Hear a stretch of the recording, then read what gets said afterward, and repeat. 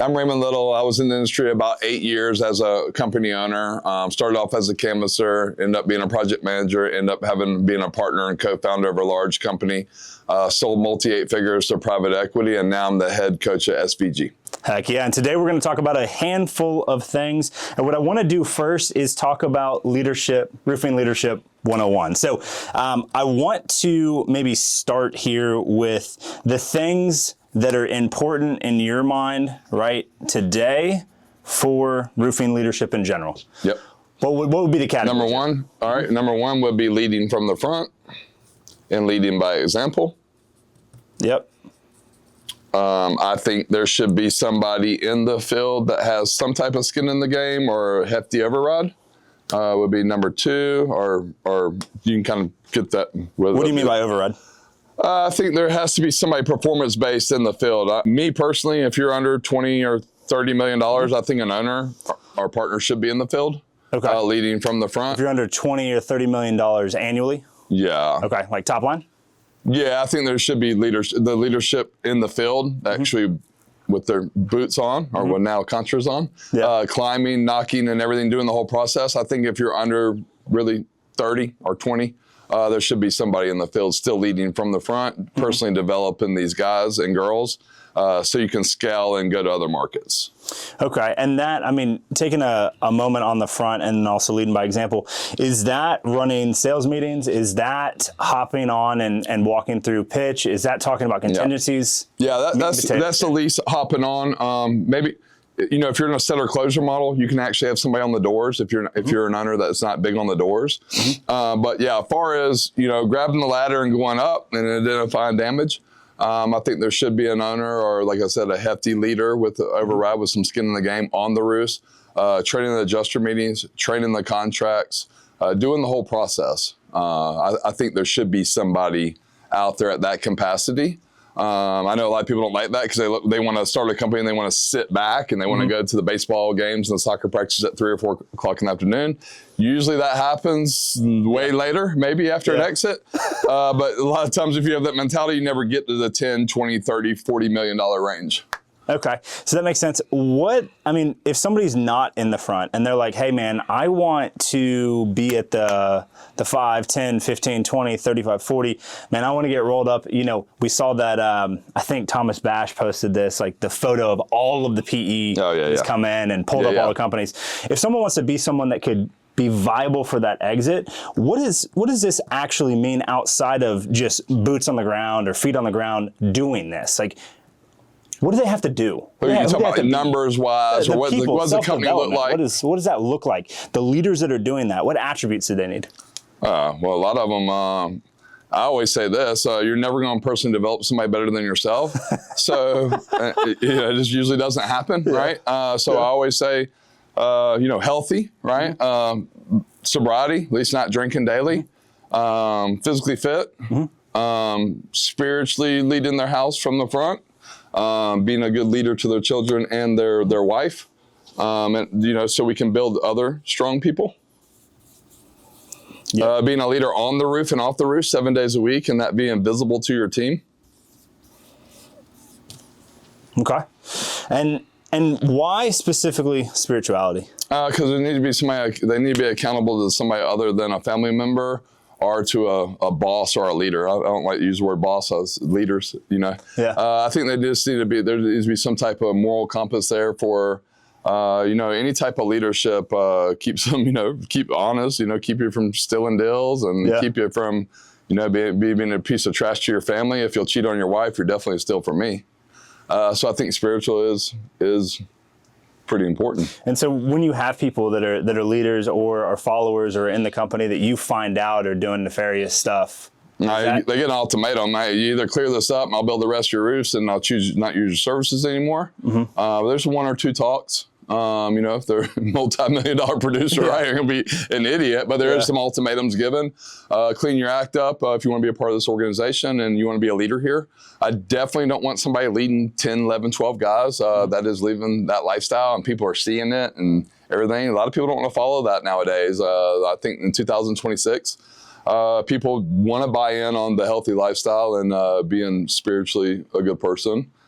being leaders of their home and being leaders of the community. I think that's just is huge, important. What would you say the percentage is of roofing leadership? Let's call it from sales manager up, and we'll use manager because I know everyone likes to throw that word around. But sales team lead or sales manager all the way up to the top. What do you think the percentage of roofing companies that have a leader versus a manager? Oh, well, if we want to go in the higher brackets, you want to go into the higher ones, like you said in that. I think One Solutions, Rafter X, Strong House. I think that's all you find is leadership. And then I think if you get to the more fragmented ones that aren't real visible, I think you have a lot of bosses and managers. Yeah. Now, for the residential industry in general, retail and insurance, is it 70%, like forget PE or multi-entity, just in general, roofing companies, in your opinion, if you just had to close eyes, throw a dart at the wall, is it 70% of companies that lack leadership, 30% of them have it? Yeah, I think you're around 65%, or 65, 70%. That lack it. I think we're starting to buy in with it now with with technology, and people are seeing it, and people are seeing the ones that are winning. Roofers, roofing owners, roofer salespeople, where they like the shiny things. And a lot of the Rolexes, the Rolex, the Ferraris, the Lamborghinis, the Rolexes. And I think that we're seeing a lot of that with the leadership. I think that goes hand in hand, and maybe it's just because the people that like the shiny things like to put on social media, and they are the leaders. But it seems like that the leadership is where the success is at and the scalability is at. Because when you have leadership, the leaders aren't just so managers manage people with policies and rules. Leadership, like a book, like a book. Yeah. I'll find you. I do this. I do that. Leaders build other leaders that are easier to scale. Okay, and that would be, you would say, maybe more on the self-development than it is like, so here's your SOPs, and if you don't follow these, like, you're gone. That's what a boss or a manager does. Okay. Yeah.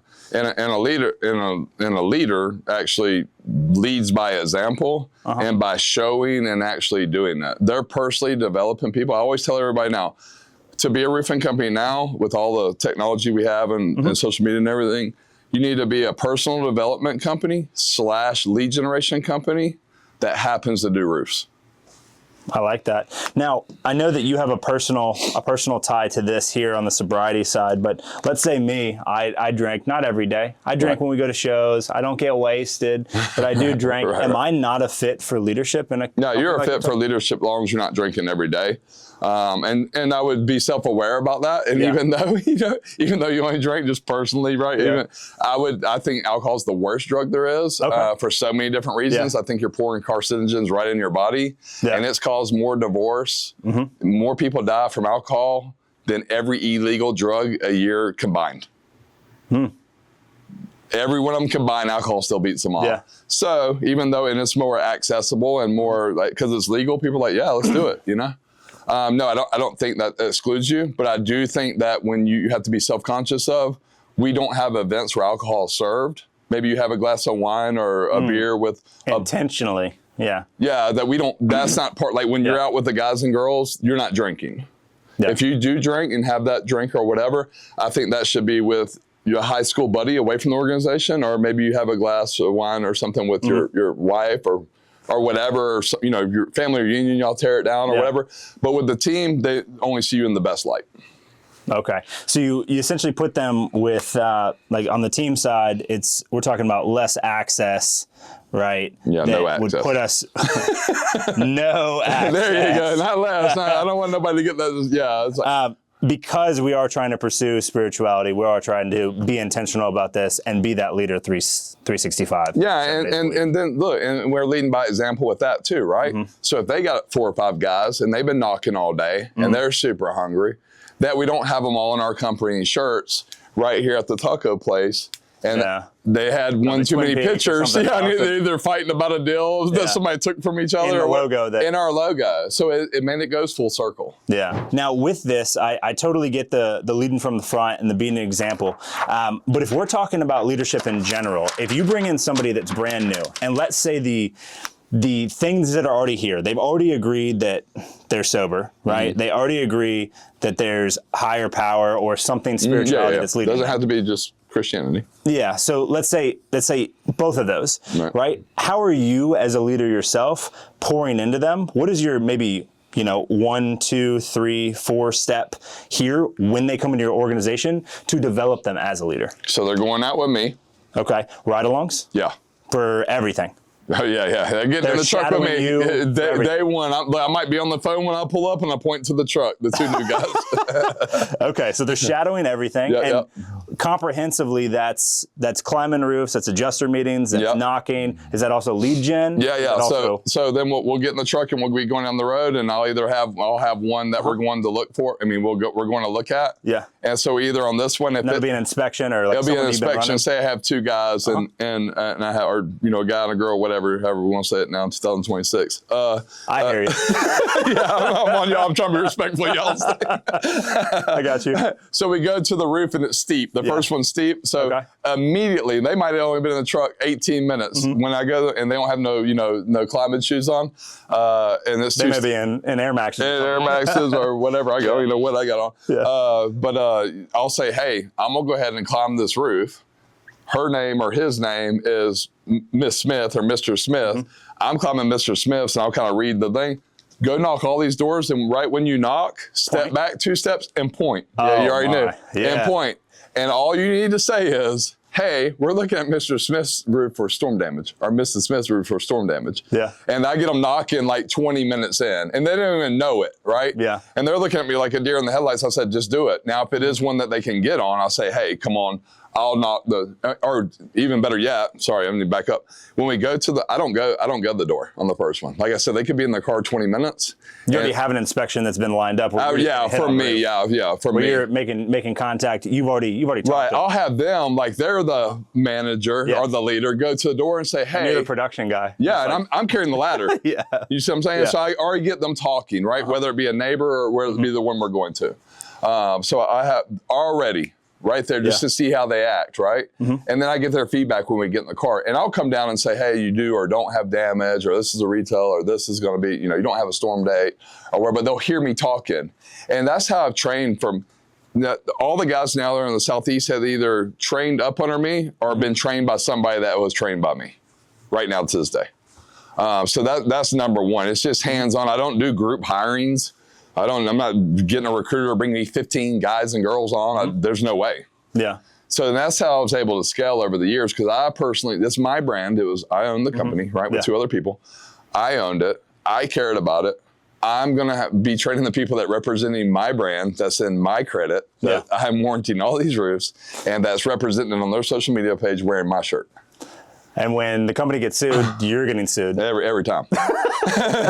Every time. Okay. So shadowing everything. Now, before we go into the 2, 3, 4, the shadow. So you start with you putting yourself in the arguably the least advantageous position, the position that most people are probably most scared to do, to go up on the roof, maybe think about heights, they don't want to talk. You put them in a position to go ahead and get some micro agreements by. Well, we got to make sure that they can hunt.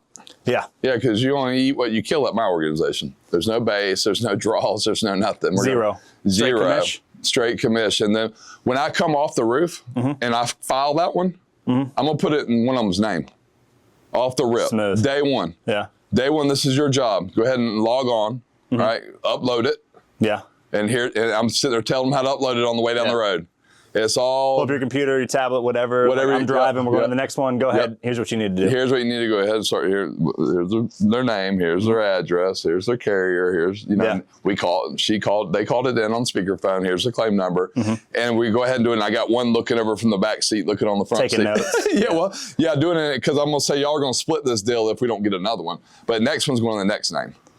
Smooth. Yeah, so that's how I train. Because listen, these guys and girls, if they learned in the classroom, they wouldn't be walking into my office. Yeah. They would already found some type of path, usually somewhere else, being a W-2 somewhere.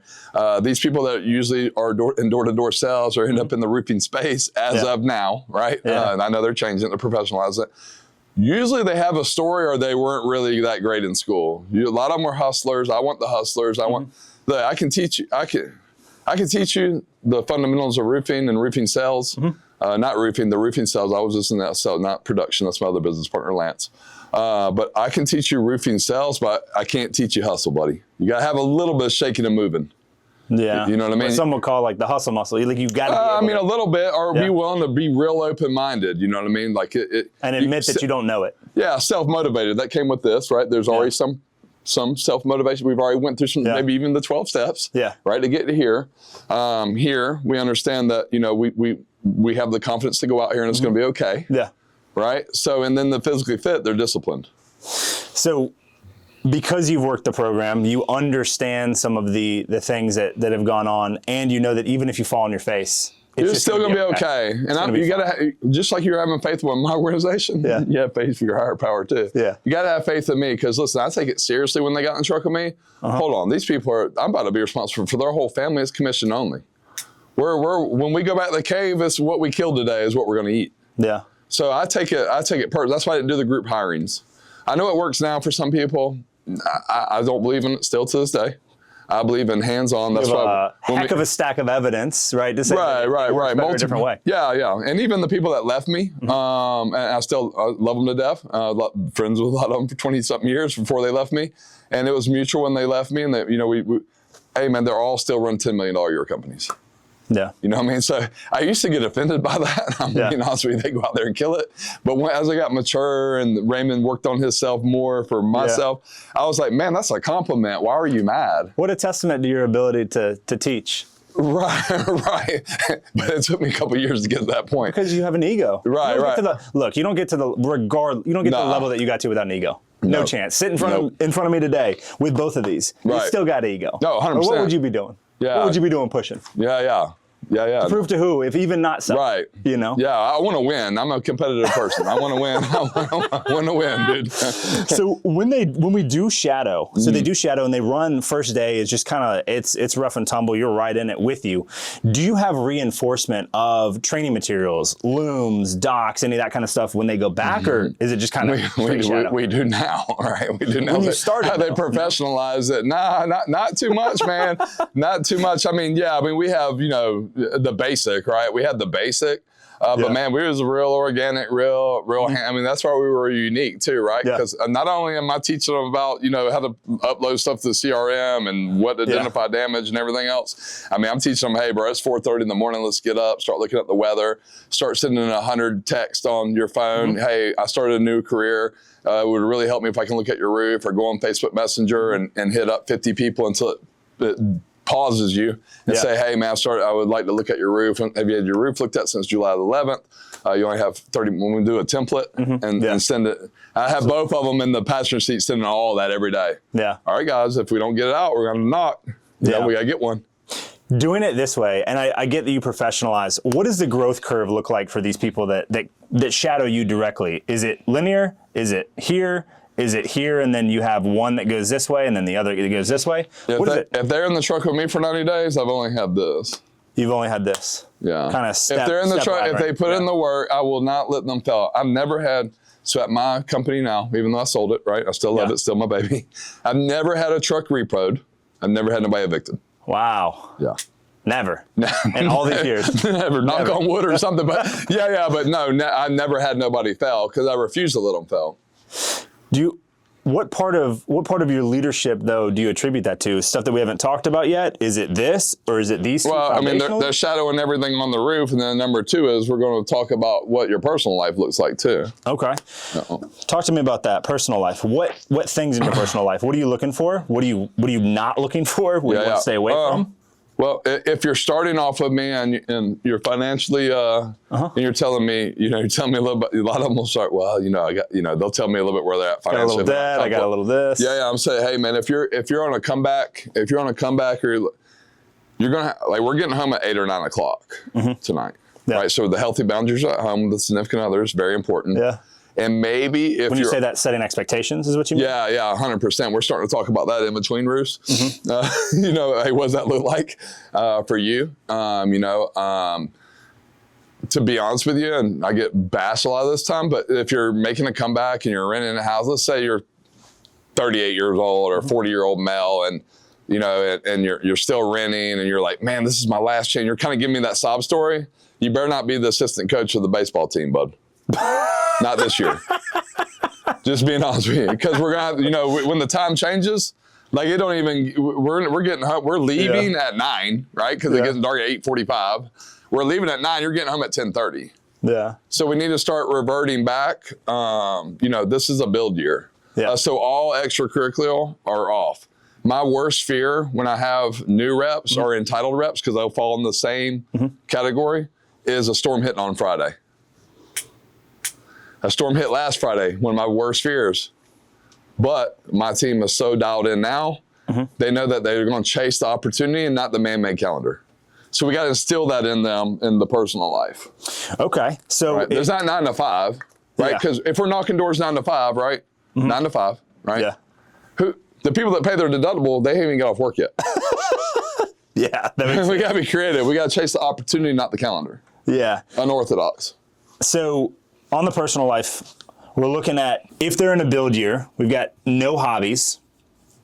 Well, not no hobbies, but that needs to be gym, running, cycling. No hobbies. Other than personal fitness. Yeah, strict. Yeah. So essentially no hobbies that are strictly pleasure, right? So if we're in a build year, any of that. That's just personally developing ourselves, because I'm going to be honest with you, fit, good-looking people sell better, and they're easy to manage. Absolutely, yeah. And they're easy to manage, buddy.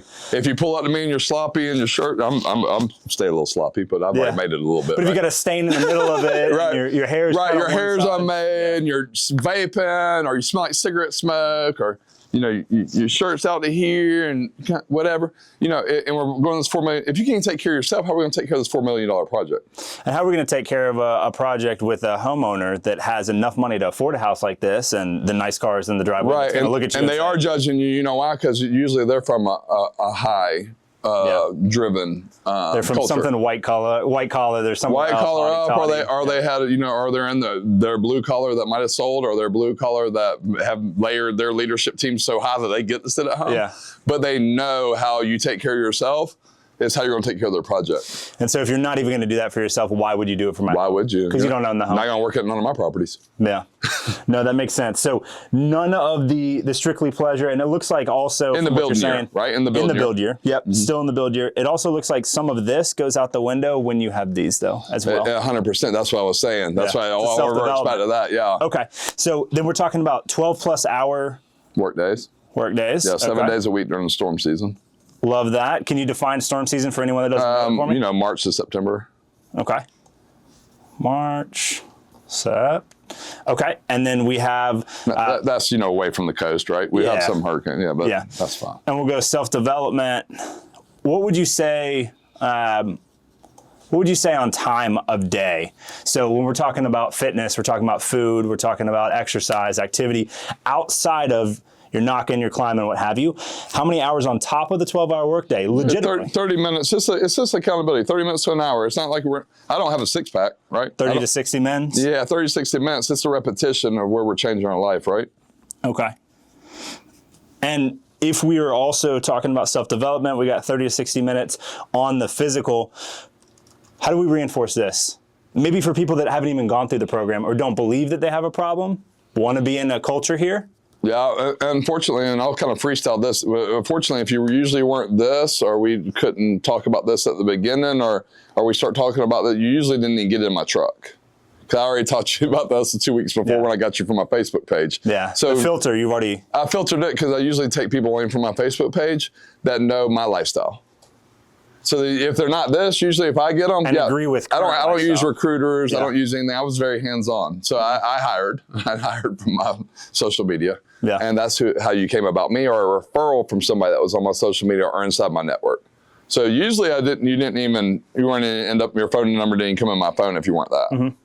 You see what I'm saying? Because you were either a referral to me from somebody, or if I know you're a hard case and you're ready for this, like we're talking about this day one and we can't get this, or you won't make it 5 days in the truck if we can't get to that in that 5 days. If we can't get to pursuit of that. Yeah, pursuit of that in the first week. And you believe that they're actually committed to it and they pass 100%, because we're going to be talking about progress on Tuesday. Yeah. We already talked about this is what it's going to require, and on Tuesday, we're talking about what steps have you took in the last 24 hours to make sure this continues on. Your highest performers, did they go through the 12 steps before you and then reinforce, or did they go through it with you? a lot of them went through it, they got their head busted in life, or I got them young enough where this really wasn't a problem. But could have been. Oh, definitely could have been. Highest producers there usually have already battled that, and we're on the other side of it, and we're just looking for that opportunity. They're already working on chips. Yeah, they already got their head busted in that category, multiple times, and maybe even incarceration or maybe even institutions or whatever.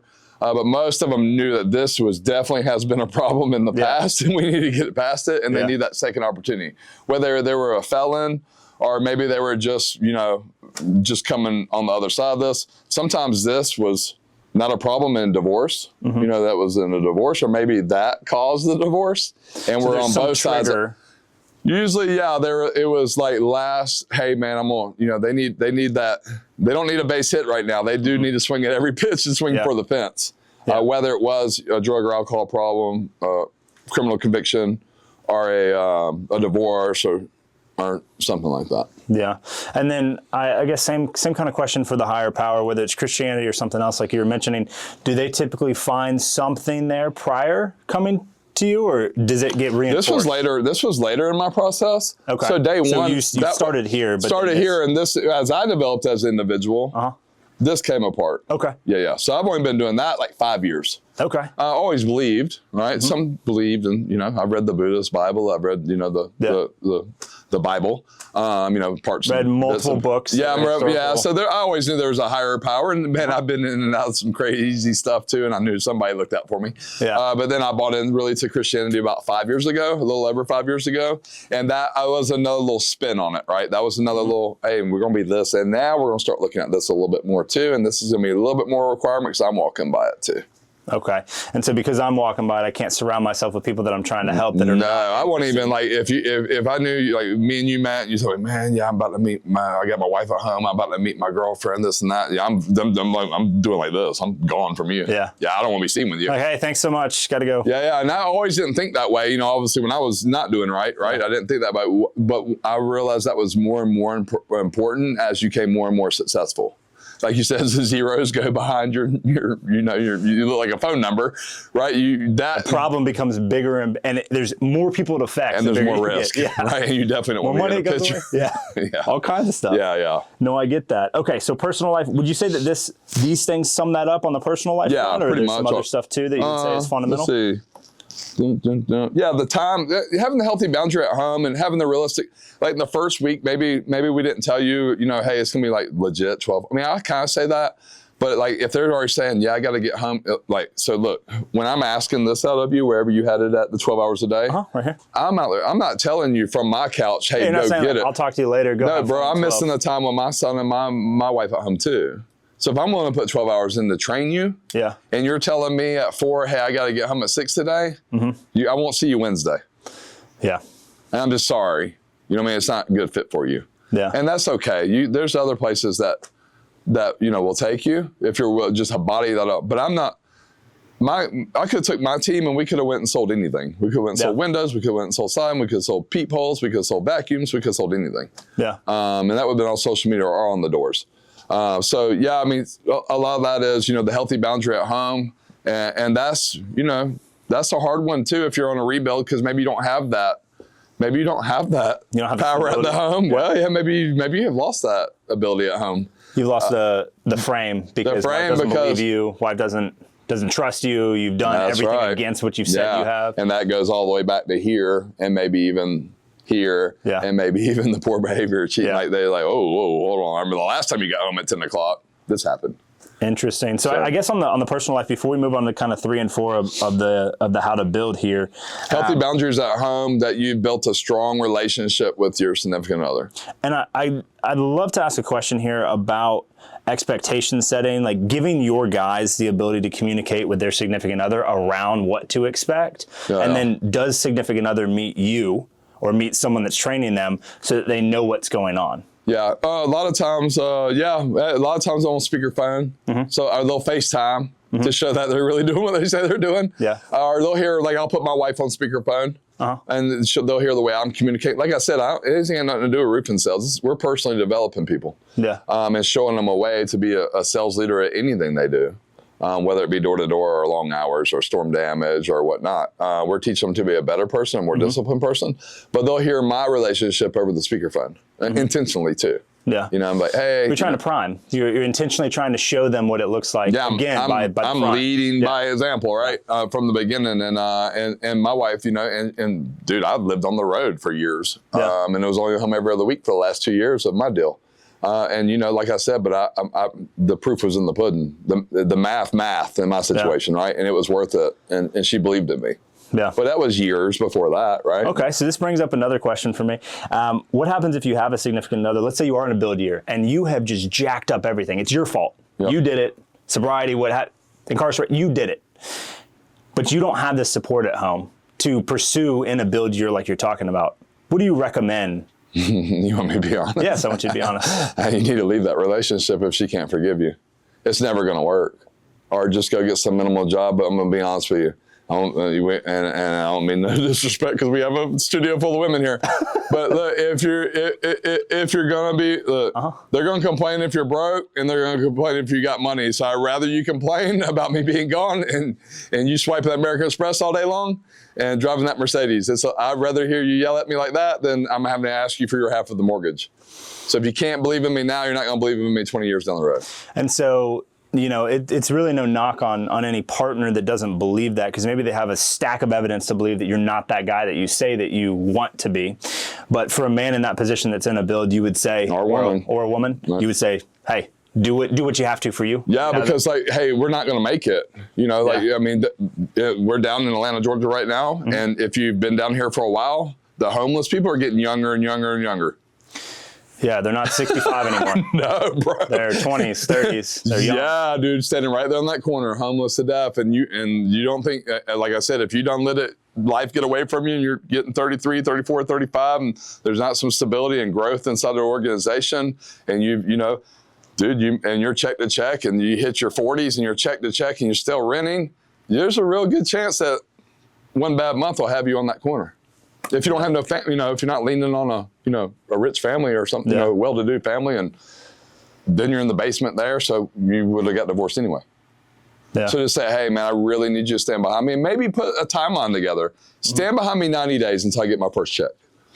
You know, stand behind me until I get 2 or 3. And if not, we'll sit down collectively and say, hey, I need to go to Amazon and get that job in the warehouse. Essentially, give me a runway to prove to you I am the man or woman that I say that I am. Yep.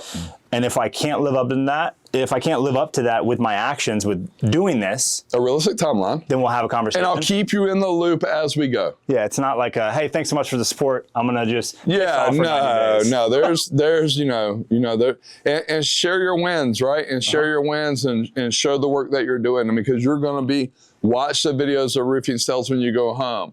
Be on your iPad, actually reading the scope and being excited about something. Sell them on it just like you do sell the homeowner to pay their $5,000 deductible they didn't know they had when you called the roof in. Yeah. You know what I mean? You got to sell them too and prove it and go out there and really don't just go through the motions. Probably a lot of jobs and why you're having that conversation is because you went somewhere 9 to 5 and you just went through the motions and you never grew there.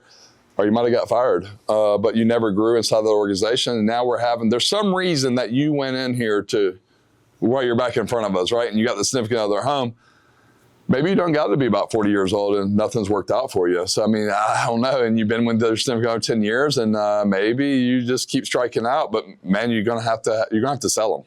Yeah. And be good at sales. Yeah. At some point. At some time. Well, I love this. I think that's all great advice. Now, still talking about how you're pouring in and developing leaders in this roofing sales org. We've got they're shadowing you, and like you're doing everything that you're talking about. You're getting their personal life across the finish line by both obviously humility, transparency, and then like, hey man, you used to do these things, now we do these things. You used to do these things, we now do these things. What's number 3 here? Number 3 here is actually as for me as the leader, I'm making sure that we're getting on roofs, and that's really developing in me, right? Carrying them to the builds to knock, to show them how to hunt themselves. I'm not a big knocker, but I always, as a company owner, I had a call center, I had lead packs, I had referrals, I had a streamline of business off social media. So I'm showing them all the same thing, but like I said, I'm carrying the deals. It's not just, I'm carrying the deal to the finish line with them. Sometimes I do 10 deals with them. And sometimes that's 30 grand in their pocket immediately, right? Yeah. And, you know, as we go. Would you say that this is then, is this carrying the deals, or is this you personally generating and then carrying them? Yeah, that's what I'm saying. I'm having now as a leader for me, I'm generating the leads and I'm showing them, right? I'm showing them, hey, I built this call center so we can go climb these roofs. I watch how I go on Facebook and there's a storm coming in, and I'll take a screenshot of the weather map and I'll do my post with my phone number. And I say, you do it too. We go on a roof, I take a picture of them and I make a post and put their number on my page.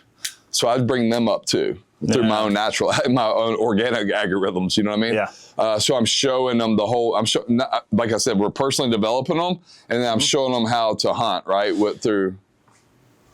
Why don't other leaders do that, Raymond? Oh, no.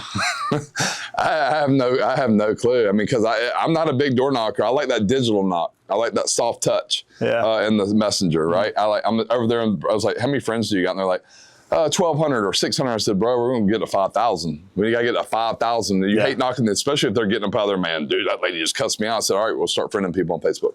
Yeah. You see what I'm saying? And as soon as they accept your friend, about 72 hours later, have a system and ask them if they had the roof looked at.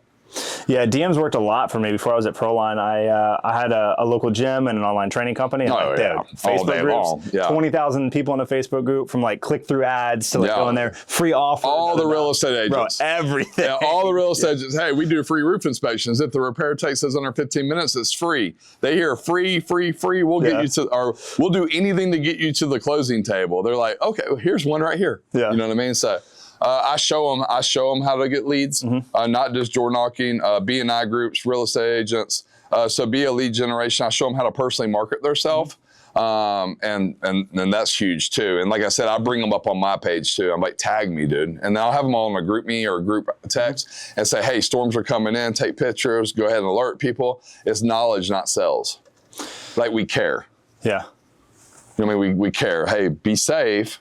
But if a tree limb goes through your roof, go ahead and save my number, because we'll come and tarp it in the middle of the night. Yeah, this tree cracks in the middle and breaks the ridge. Right. Like, we'll come out. 2 a.m. Yeah. I'll be in. Call me. And guess who's going to go with them? Yeah, me. You. Okay. That's right. Because this is important for them to see exactly how you, how you take care of people no matter what. Day one, I climb roofs to the day I retired.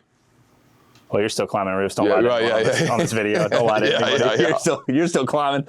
So lead gen, this seems like teaching a man how to fish or a woman how to fish. Right. You can't just give them a fish. Variety of things. It's not just Facebook ads. It's not just organic. It's not just knocking. It's not just digital. Nope. It seems like it's a lot of things. Did you do anything, or do you teach, or did you teach anything when you're bringing people up in roofing sales around EDDM or door hangers or leave behinds? That's all day long. Yeah, we got stacks of door hangers and things. I'm like, hey, just running in the trucks. Just running the trucks. And as a 1099 subcontractor, you can't buy them marketing material. Yeah, so they got to buy it themselves. They have to buy it themselves.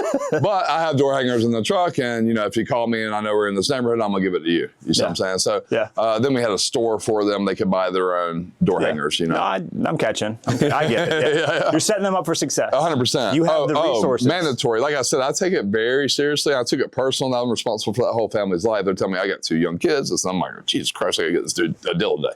Yeah. I take it that personal like that. Yeah. So doing lead gen, helping them. About when did you, in the leadership process, when you're bringing them in, when did you have to stop teaching them how to lead gen, and then you were just kind of going with? When they start to get a little bit double booked. Okay. When they start, their inspections starting to get a little double booked, and then they got the right tools to get out there. Big time. A lot of people come in, they don't have a truck.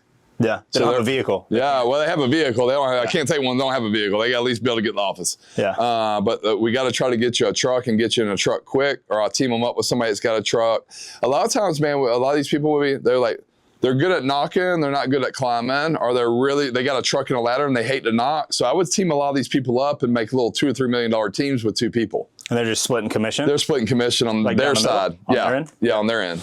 Okay, and you would do that until they got to a place where either competence was. Well, after a couple weeks, I was like, this guy, he's great at knocking. He's going to have a truck and a ladder. It's going to be a while. So I'll call one of my other guys and say, hey, man, y'all split these deals. He's killing it knocking. I know you hate to knock, but you climb them and do the adjuster meeting, and he'll do the contract and knock, and I'll team them up. Yeah. So and that's so, I had so many $2 and $3 million teams that were like that.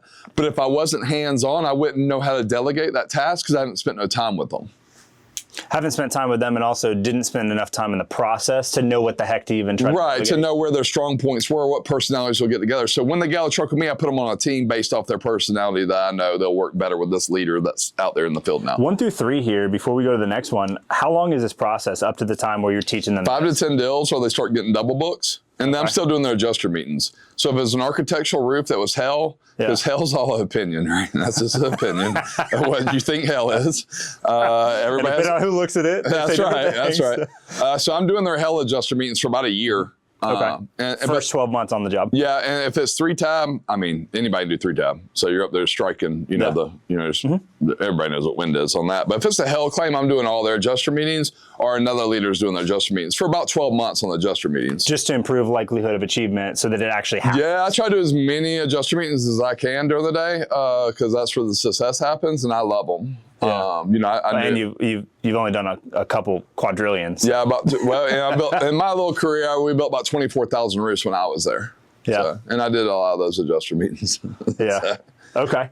No, smooth. So 5 to 10 deals are double books. When you're saying double books, like they have inspections at the same time? Yeah. So they're starting to be able to hunt. Yeah. Right. And I'm like, oh wow, good for them. Right. And then that's when usually it comes where they don't have a truck, so they don't have a ladder. You know what I'm saying? So we give them a little fold one, but then they start signing bigger roofs. They still don't have that truck. So there's that little grace period. A little bigger, and you're like, oh, yeah. So that's what people don't realize is if you're not an owner out there, or you don't have skin in the game that's getting override, there's no carrot to chase to make sure these people are getting with the right people, or getting the tools that they need, being creative, and that goes back to their personal life and helping with their finances. A lot of these guys, I was a part of buying their first truck. I was part of buying their first house.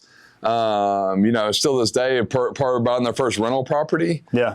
Getting them with their private wealth guy. Mm-hmm. So it wasn't just, and I was at it when they didn't have a truck. Yeah. And then they're talking to a private wealth guy, 3 years down the road. It's not like they come in, you care until they get 5 to 10 deals, and you're like, all right, piss off, see you later. Oh, no, that's a relationship. They'll be with me. I tell everybody, if your number's in my phone and you're not making 6 figures a year, that's your fault. You see what I'm saying? The connections that you have and the resources and the skill that you have to help them do that. To help them do that, and we're in 18 states now. They are, my firm or whatever you want to say, in 18 states now. So, like I said, there's plenty of opportunity for growth there. Okay. So so once they start doing double book, and I'll still see them on the adjuster meetings. I'll still see them on the Group Me or the Group app, and I'm still giving them praise.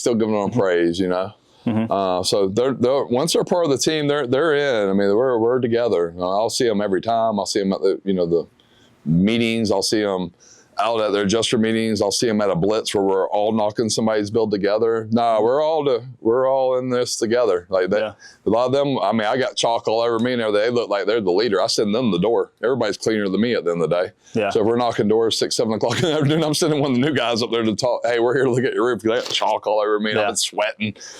So probably don't smell great because you've been 100%. Yeah. Okay. What would be number 4 here? Number 4 on that one, let's see, shadow, the personal life, the lead gen.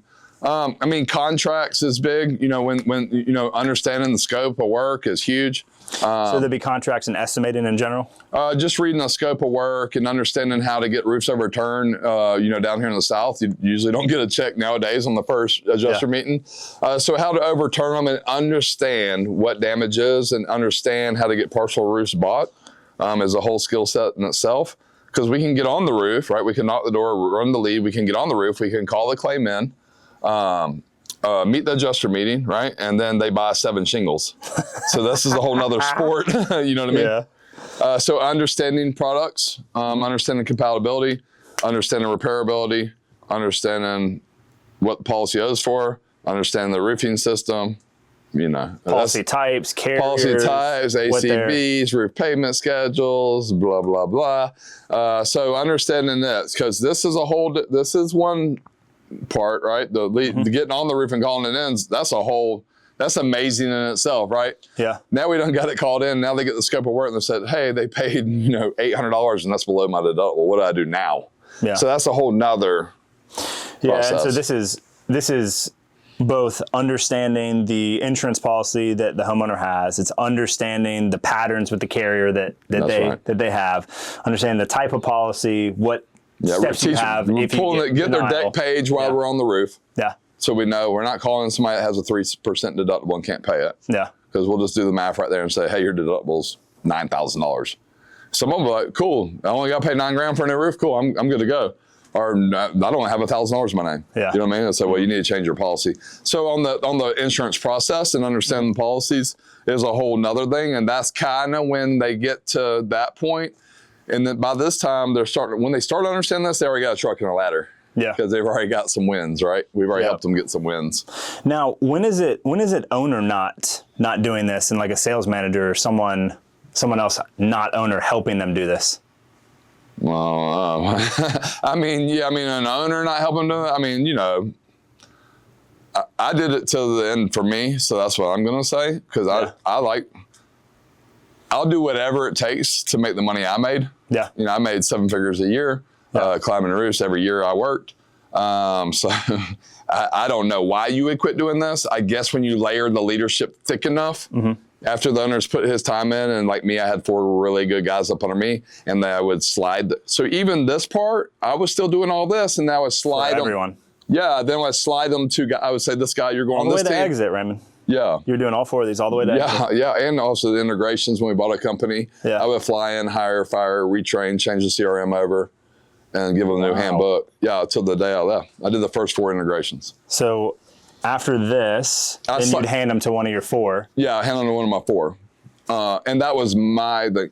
But see, it's 2026. Yeah. So I think the way that people read business now, so if you go to a business school, let's just say we go to Georgia State down here. Yeah.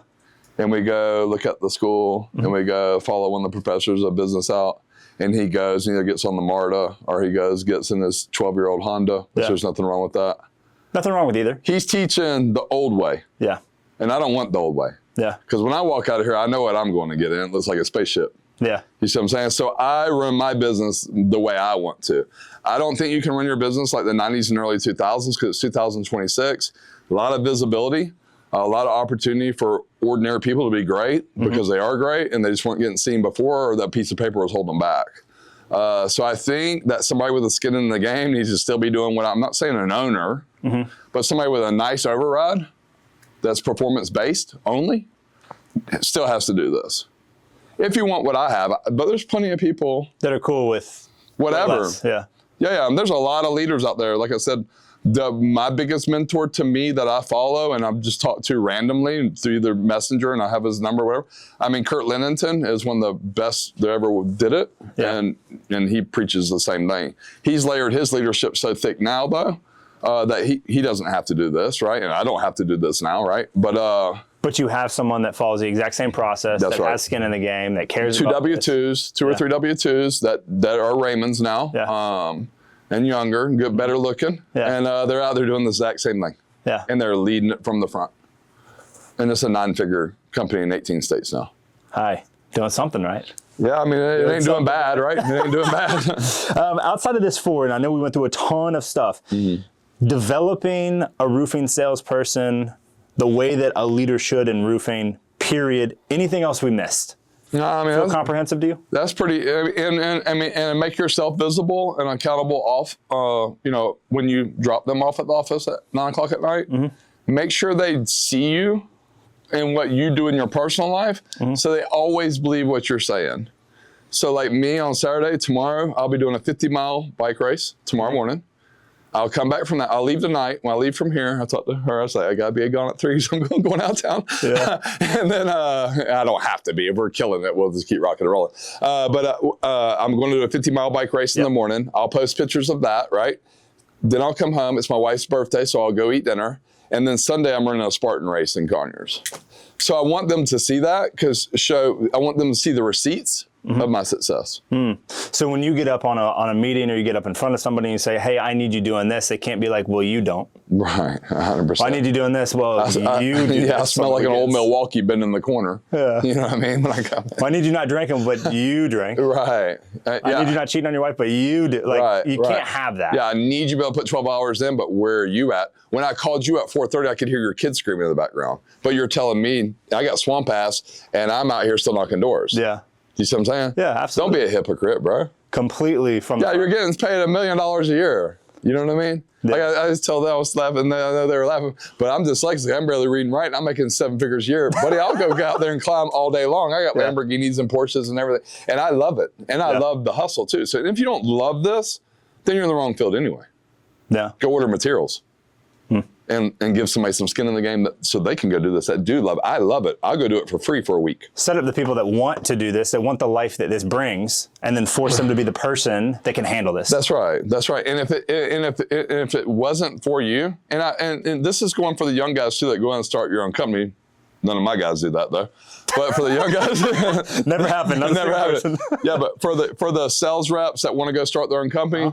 Do not take your butt over there and get in the office. You will fail. You are not a business owner. You are a salesperson. Hire the people that are data entry, $900 to $1,200 a week, to go do the things that were doing them for you at the company you left. Yeah, that the other company did. You got to love this if you want to build something 9 figures. Okay. No, I like this. Anything else you think? You think Michael Jordan liked basketball? I think he liked what came from it. Right, there you go. So he was willing to put in the work to do it. And willing to, on Christmas, shoot. He was willing to, on his kid's birthday, chest passes, 500 of them before every pass. So if you're not willing to do this, you're not going to have the Lamborghinis, you're not going to have the Ferraris, you're not going to have the beach houses and all that. Yeah, it's the old adage that like you can't be upset at the work you didn't do. That's right. When you didn't get And it's the same thing in commission, roofing sales, because even as an owner, you're on commission. Nothing's guaranteed. Yeah.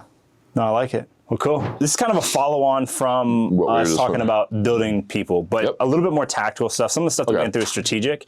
What I'm curious about first is how you are identifying. You talked a little bit about your filtering of people on Facebook, and obviously we know the sobriety. Let's go ahead and just keep that back of mind, sobriety and higher power, whatever that may mean for anyone.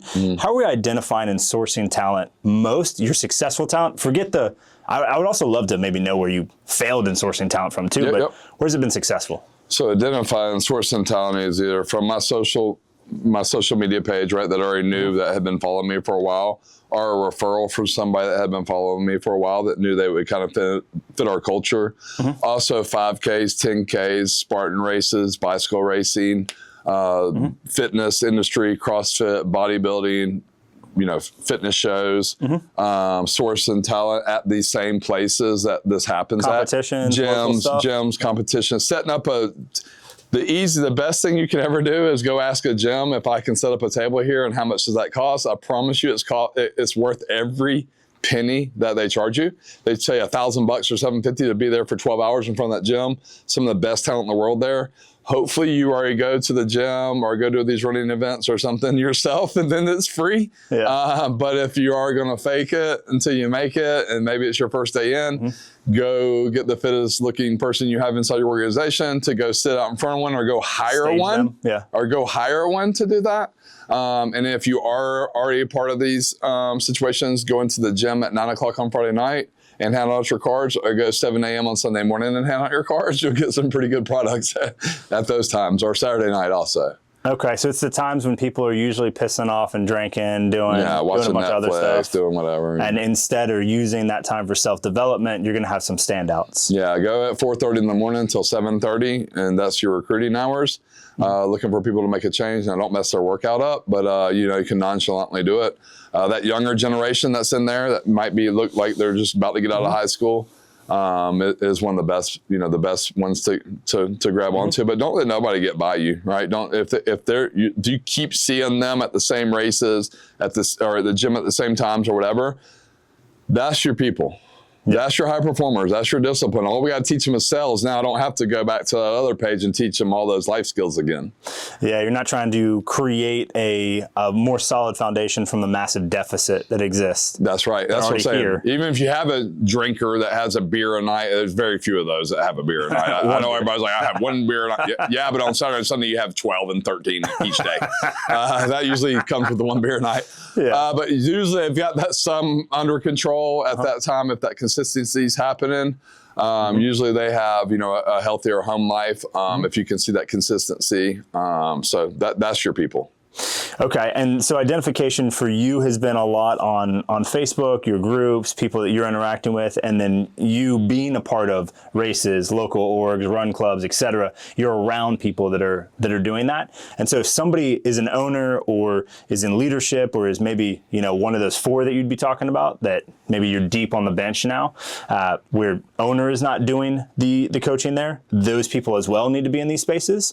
Or is it it's mandatory. I mean, if you're an owner and you got out of this space, the only way you're going to get out of this space and keep the scale and grow is you've replaced yourself with, you were one of these people, and you replace yourself with 2 or 3 up under you that are these people, or the skeleton stops. Yeah. And you have a company, not a culture. We're building a culture that provides a service. I'm not building a company that just goes through the actions. We're in commission sales. So companies don't do good with commission sales. They do good selling retail and running leads. Cultures do good in every atmosphere. So we build a culture to quit worrying about building a company. We're building a culture that can do well at anything, not a company that provides one service.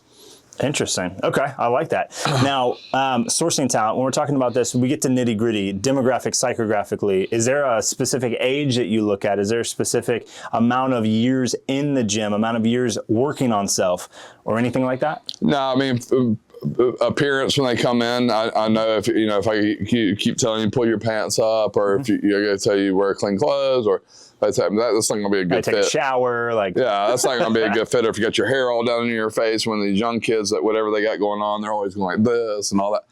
That's not going to. That's not going to fly. That's going to be hard to work with.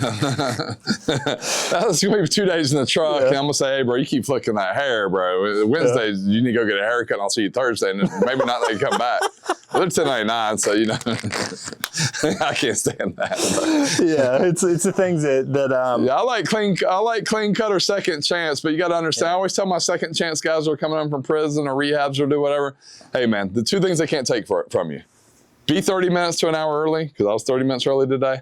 I still have that, but that's, dude, if you're late and you're a felon and you got tattoos all over you and everything else, that you're done. LLL. Strike. 100%. And then when you do get that opportunity, bro, you better hold on to that and be the hardest worker and volunteer for everything that nobody else wants to do. Because you are the covered head to toe in tattoos. You are the felon. You need to go the extra mile. So if they say, hey, man, we're in a bind, nobody's going to work Saturday and Sunday, you need to do it. I don't care what you got going on, unless it's your kid's birthday. Or something, or wife. Or outside of that, but sacrifice some of the personal stuff. Sacrifice is where all the growth is at for second chance people. You got to be willing to do more. If you don't sat down like me, I done laid down there in prison 12, 13 years. Bro, do I deserve a day off? How many of them days are off? All of them days are off. 149 months were off. Reading, John Grisham books, what I mean? And working out and stuff and listening to my radio and reading magazines. Bro, I already had all my off days. That was my fault. I don't deserve a day off. I already took 12 years off. Yeah. I don't need any more off days. So that's the way I look at it, in my mind. Yeah. How many coming into your org or that you come across that like what you stand for, that maybe even love to see what you do, believe the same thing, that they don't deserve the off days because of where they're coming from? Well, yeah. When they get it, if they're lucky enough to get in, they believe it day one. Because I just tell it to them. I was like, hey, bro, this isn't a third chance. Like, no, this ain't it. I don't care. There's no getting off at 4 o'clock. You probably won't be eating dinner with your family for a little while. And I'm not either. I'm driving the truck. Driving the truck with you in it. Right. I'm missing that too. I'm missing that too. And I have 7 figures in my account. Yeah. And I'm still missing it. Yeah. So if this doesn't work for you, we'll get through today, and we won't see you again. Do you feel like it takes someone that has gone through the things that you've gone through to be the leader that you are? Or can somebody that hasn't gone through all the stuff that you have play at the same level on the front? I think if you come from nothing, it's easier to find that sacrifice. And I think if you already made the sacrifices due to your stupid choices like I have, it's easy to make millions of dollars. I'm not saying that a clean cut, square dude that's disciplined can't do it. But understanding sacrifice is the money's in the sacrifice. Roofing sales there's no magic there. It's a sacrifice. It's who can stay out there 12 hours a day, as many days after the storm as they can.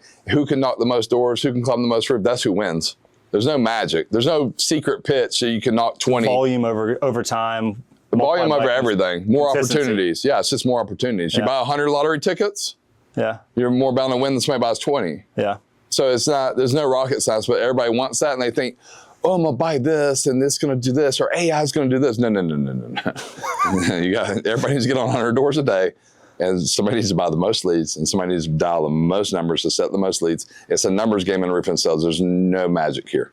Yeah. It's all sacrifice and numbers and opportunities based off numbers.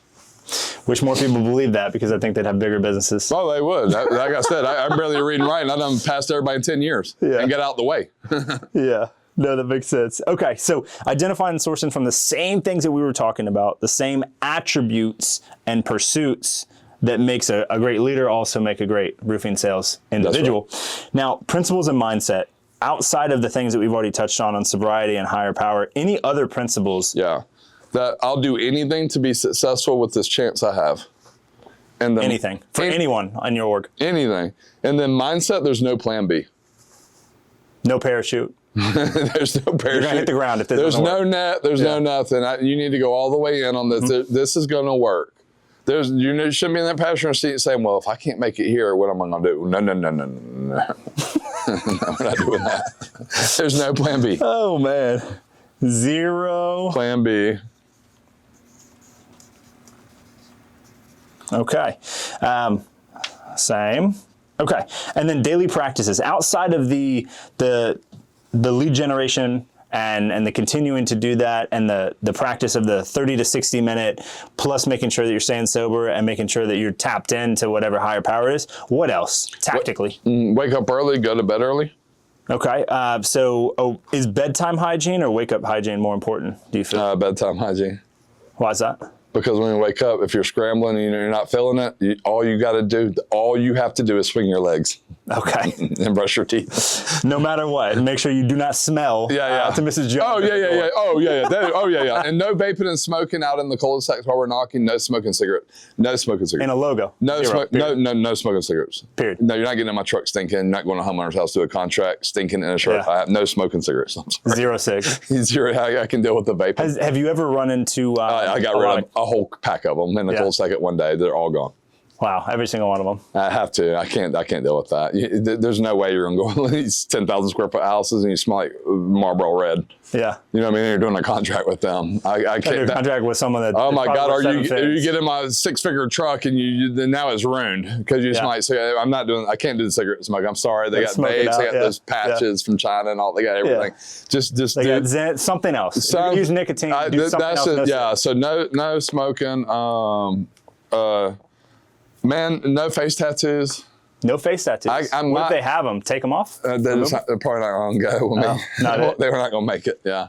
I'm not for them. I have them covered head to toe in tattoos. These are all 25 years old this year. Yeah. 25 years old. I haven't got a tattoo in 25 years, and I'm covered head to toe in them. I stay covered up because I know people like I'm covered head to toe, so I'm not judging you. But luckily I made it. I don't like them, but no face tattoos. And not really into the neck. I know everybody can see my neck right now, whatever that's on. I don't like that. I will take a neck tattoo, but I can't do the face tattoos. No face tattoos. Hard no-go criteria. Yep. What else? Maybe not on the negative, but on the positive. Work out every day. Maybe read daily devotional. That would be great. And whether it be the Quran, the Bible, whatever you read. Something. I got some business partners that are Muslim, and talked to one this morning, love them to death. A lot of my friends are Muslims. So some type of daily devotion, work out every day, eat clean, drink water, like you said, none of the smoking, and just be the best human you can be every day. Smell good with cologne. Yeah. Mandatory. That's mandatory. Keep the deodorant with you. Keep the deodorant with you. Yeah, if you stink, I mean, that's a tough one there. I haven't had too many stinkers. Is that only because the people that are working for you are people that care about discipline? Working with me. Okay, I never had nobody work for me. Okay. Only work with me. The people that are working with you, is that, do you not run into the stinker scenario that you're talking about because they're paying attention to fitness, they're drinking their water? Yeah, they didn't even make it past the interview. If they're a bigger fella or a bigger woman, they just didn't make it because I know they're not going to be able to work the long hours and they're not disciplined. So my time is very valuable at some point in time. Like I said, I get paid. My salary was almost $100,000 a month. Yeah. For years. So if I'm going to work with you, you're going to be disciplined as I am. Yeah. So you need to be on the track of embodying the attributes. Well, my time, because I'm putting these jobs in your name, right? And you're making, let's just say 10 jobs are going to make around, roughly around 30, 40 grand. Yeah. So if I'm going to give you 30 or 40 grand and do the whole process with you, now I'm kind of picking who I'm choosing. I'm giving that 30 or 40 grand to. Yeah. And need you to care about yourself as much as I do, or more. For me to invest in you, it's not a no forever. It's just, hey, I'll get you with this other organization. And they'll know why after a while, because I'm like, well, why didn't Raymond? And they'll know why Raymond didn't take it when they pull up. Yeah. But they're a good fit over there. Yeah. Maybe not a good fit for you. Doesn't make them a bad person, but does. No, they're great. They could be a phenomenal dad, a phenomenal mother. They could be a phenomenal individual, phenomenal community. They're just not a good fit for me. Yeah. And I'm radical, I know that, but I don't like the normal stuff. Yeah, but the extreme is kind of where you get the outlier exits, you get the outlier money, you get the outlier fitness, like right, yeah, kind of where it happens. Yeah, it is what it is, right? Now you corrected me and you said not for you, but with you. Can you? Yeah, I've never. I mean, they're 1099. I heard you say that on stage, but I've never had nobody work for me. I don't like that because I'm out there doing most of the work. And I'm climbing all the steep, like if me and you go up on a roof and we got a ridge permit, it's a 12, 60 feet drop in the back, there's a river or something, I'm gonna say, bro, you still on the ridge, I'm going down. So I never had nobody really work for me. I just feel like we're all working together. Yeah, I don't like that. You work for me. I don't know, it's like slave stuff or whatever. I don't know. It's 2026, so you work with me. Yeah, that's fine. My office girls, they work with me too. I still talk to them now. You know what I mean? Yeah. I mean, we all work. But together. Maybe only work with you because you're willing to get on the roof and climb. Yeah, I'm willing to do the whole process. To have them shadow, and you're willing to go there. Yeah, I think that's just a better vibe, right? I don't want nobody to, like, if I sit at the table and I'm with my team, they don't know who owns the company. No. They would never think I did. I promise you that. They would never think I did. And I like that. I tell my clean cut guys when we're going to these big houses, when we pull up, we're in a lead. I said, bro, you better go to the door. People ain't messing with me. Yeah. You see what I'm saying? Especially if it's hot and I got a collared short sleeve on. I'm like, bro, you go to the door. Tell them I'm your climber. Yeah. And I let them close it. I did that. We did the biggest residential roof in the state of Georgia, and I had one of my guys, David Hose, with me, super clean gut guy. Ran some of the biggest nightclubs down here. I'm a true professional. And we pulled up to the house. It's the biggest residential roof in Georgia. And I said, hey, bro, you better go to that door. Yeah. Tell them I'm your climber. And I went and set the ladder up, and he closed it, and he did it. And it was crazy 6-figure commission. So. Yeah. Well, with that, I mean, did you ever have to swallow some pride, swallow some ego on that? Or have you always been like, that's how I rock, that's how I rock? Yeah, I never went a legacy. I just went stability. So I've been throwing my ego away when I rode the prison bus down in 1998. Yeah, you got to throw your ego away quick then. I don't care. You know what I mean? Like I said, I'm going to be behind the 10 of something that's $300,000 when I leave here. Yeah. So with my ego, I got a smoking hot wife. I got millions of dollars. Ego for what you got to worry about. Yeah, I don't care if I look homeless walking down the street. You know what I mean? People ask. This lady the other day was trying to pay for my parking. She thought I was so down. I was like, I got you. As a matter of fact, let me get yours. You know what I mean? So I don't really care about that. I don't have Rolex or nothing. I wear Garmin's. I don't really care about the ego. Let's go out here. And like I said, dude, I've only been home 10 years and I came home with $43. So, bro, I just want some stability. You know what I mean? Sounds like you got it. Yeah, I got it now. But like I said, that came with not having my ego, you know. Mm-hmm. What do you think your impact has been? And we'll look at these two a little bit later, just your impact in how you've led these roofing sales guys. I heard you speak at Win the Storm on stage, and I've obviously heard you on a quadrillion podcast getting asked about your past. But what do you think your actual impact on the industry is? Yeah, well, I mean, I like to, hopefully positive, right? Hopefully. I've always paid every one of my guys. Yeah. Even when we get an argument, I'm going to still pay them on my end, right? And I don't have any of those stories about not paying anybody. Hopefully I change people's life for the good. And like I was telling you earlier, I used to hate when they leave me and start killing it. Yeah. And that was a me moment where I had to grow up and be more mature and realize it was a compliment that they leave me and they're actually really successful. Mm-hmm. And I realized that, some of my good years did right up under 3,000 roofs in the metro Atlanta area, a year. And I realized that there's 4.6 million roofs in Georgia, so it doesn't affect me, and just take it as a compliment. Yeah. Hopefully people hopefully had a great experience, and hopefully I changed them for the better. A lot of people can't take like when I retired, when we sold and we all kind of went our separate ways, mm-hmm. me and the owners, I apologize to my business partners because I was hard on them, man. And I was hard on everybody. I'll still be hard on them now. You were hard on them in the rise, in the grind, like up to the sale? Yeah, I'm still hard on them now, you know, in our personal lives. I just know holding them to a standard or being. Yeah, I mean, we're accountability. I mean, when I'm gonna call and check me and be like, hey man, that was a little rough right there, you know, or whatever. And I might call Todd and say, hey man, you know, quit. You know, I wish you wouldn't fight this and that. We hold each other. You know, you have to have some accountability in your life. Yeah. You're not the rule of all rule, right? If you don't have anybody that's holding you accountable, then you're in the wrong room. Fair enough. And they'll hold me accountable every day of my life for the rest of my life, and I'll hold them accountable every day in their life. Somebody has to hold you accountable. Somebody, right? Somebody. Yeah. You can't just somebody other than your wife or significant other. You need an outside force that holds you accountable, or you stop growing somewhere. That makes sense. Now, most common obstacles when you're talking about development, like let's take away all the stuff that we already looked at that doesn't even get someone in the daggum room with you. But when they're on the job and maybe they're a second chance guy, maybe they're a guy that looks a little bit less like a second chance guy, someone that just wanted, like, here's your story, is like, oh, I'm gonna go work for him, I'm gonna do this. What are the obstacles that we're running, assuming that their leader is doing the things that we were talking about? The hours. The hours. Straight up? Yeah, the hours. The hours and it being commission only. We lose a lot of opportunity so I'm going to get kind of deep with this on society. A lot of people come out of high school or college or whatever. They had a lot of kids really young, and they cannot go into commission sales because they can't even, they're like this. I mean, they're barely above the water, and they have so many mouths to feed. A lot of good guys got stuck like that and can't take that swing at the commission sales. A lot of guys lean too much on their significant other to make a choice, and they can't make the choice. Not want to put the foot down and yeah, a little bit. You know, with society now, they want to go home and the other significant other has a little bit too much input. And you need to be, in the way I think, since you're asking me my opinion, I think it's God, man, woman, child, and then that is the order. So there's certain stuff with my wife that I just don't talk about with her because it's not her place. There's certain stuff with my wife that she does automatic that's not my place. She takes care of 2 beautiful homes that we have, and she picks the colors and the curtains and the floors, and even though they're way expensive and this and that, and that's her category. I kind of picked the cars we drove, but she's super happy with that. And I picked the hours I work.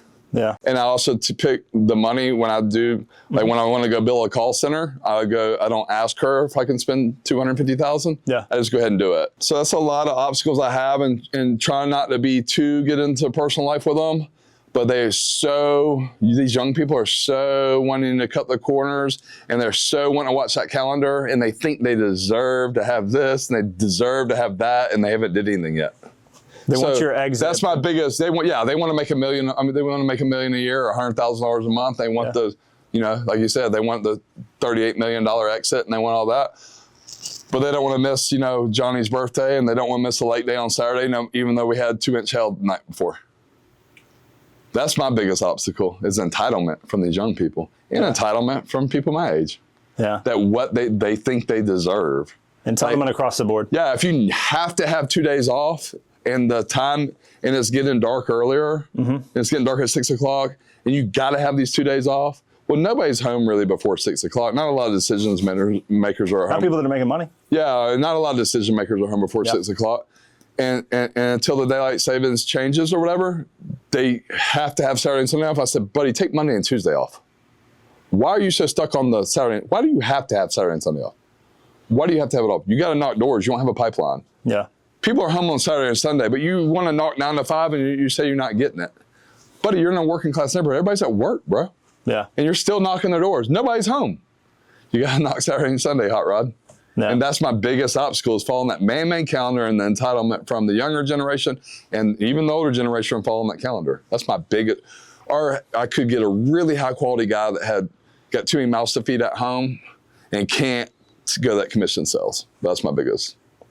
So the entitlement, and then somebody that maybe through whatever circumstances have put themselves in the position where it's daggum near impossible to step away because you got 3 kids, 3 little ones, and a wife saying, "Hey man, we can't do that," and he's listening to her.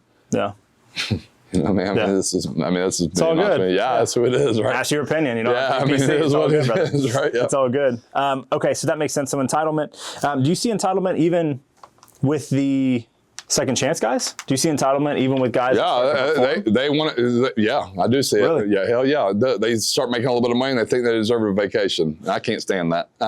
I can't. People you don't need to borrow a vacation. You just come from prison. Yeah. You know what I mean? You just come out of a men's recovery center. You just come out of living at your parents' house. You're white. You just came out of living at your girlfriend's house and now you're going to take a 2 week, you're going to take a week vacation. Or Go to Cabo or something? Yeah, and do that. And look, now you lost your whole pipeline. All the deals you were working on, doors you were knocking on. 3.5 years before I took a vacation. 3.5 years before I took a vacation. And I worked 7 days a week in multiple states. I didn't deserve a vacation. Yeah. Technically, if I get another one, I don't deserve nothing. I've already had all my off days. My vacation was, from 2003 to 2012. You know what I mean? Or 2003 to 2015. The time when you're making decisions. Yeah, that was my vacation when everybody was out here going to work and I was, staying up all night partying at this club right down the street and going to this one and going to this house all day with all these people. That was I already had my vacations. Yeah. So second chance people, they think they deserve to have a vacation. I was like, oh, these people are coasting over here because you chose to mess the first 35 years up. Yeah. So you got to sit here and stay disciplined while they're coasting. They already put the work in, buddy. You don't deserve a vacation. Yeah. So, when you do find that, do you find that they very quickly become non-culture fits, or they're people where you've got to kind they'll listen to hey man, they'll listen to me. Mm-hmm. They'll listen to me in the way. Yeah, I didn't think about it that way. I said, bro, you're just getting right.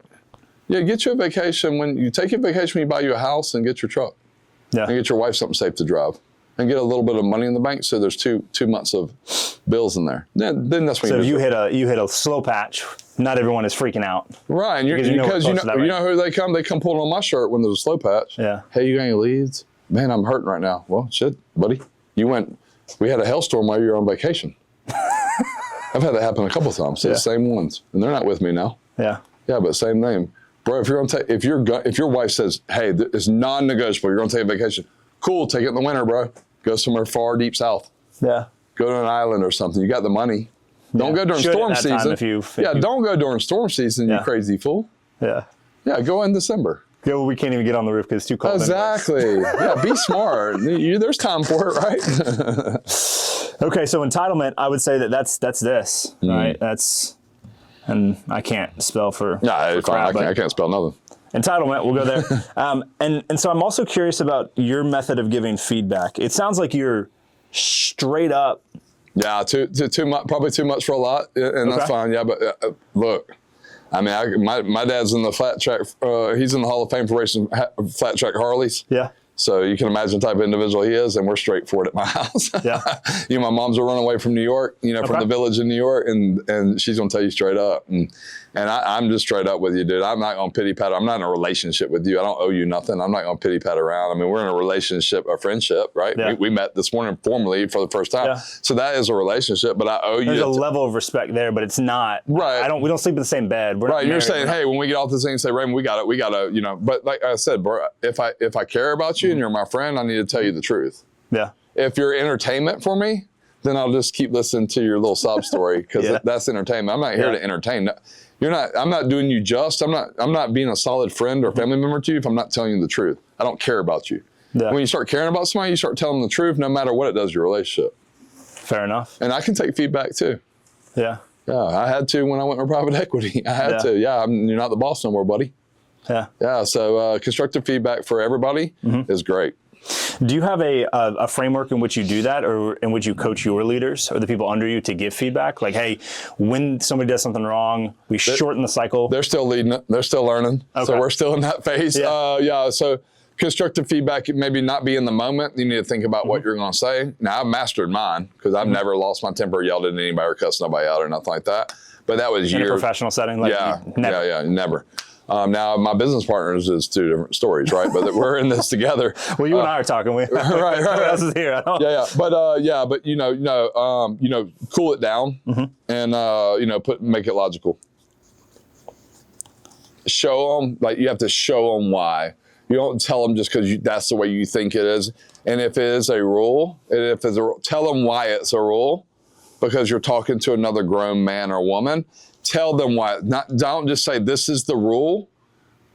I don't like that. That's what you tell your kid. You don't owe your kid. Don't do that question. because I said so. Yeah, we do this because of this when you're talking to a grown adult. Now, kids, you don't have to give any reason. Now, you can when they get a little older and say, but why, Dad? Well, I say, I really don't owe you an explanation, but this is why, because you could chop your arm off. Yeah, so being intentional about time and place that you're giving feedback, being less emotion, more feedback, logic. and not in front of in a group setting. Don't chastise somebody in front of nobody. So don't do it at a team meeting and make somebody look like a complete idiot. Correct in private in general? Yeah, 100%. And be constructive. And do it in an even tone. Yeah. Not up here and not down if here. you're up here still about it, then wait. It's fine. Then we're not here yet. Yeah. We don't have logic. So looking at we're giving feedback we're correcting in private. Do you praise in public? Praise in public. Always? Correct in private, yeah. And you personally? I personally, believe that? I've ran every sales meeting we had for 8 years. Heck yeah. Yeah. I mean, that's just the way I do it. Yeah. Okay. I like it. And then from a learning theory standpoint, make sure that they know why the rule is the rule. Yeah, well, if they're a grown-ass There's adult. never a theory. It's all based off past experiences and results. Okay. So never a theory. No, I like that. So not really adult learning theory, adult learning past experience. And theories are for gurus and why we should and why this.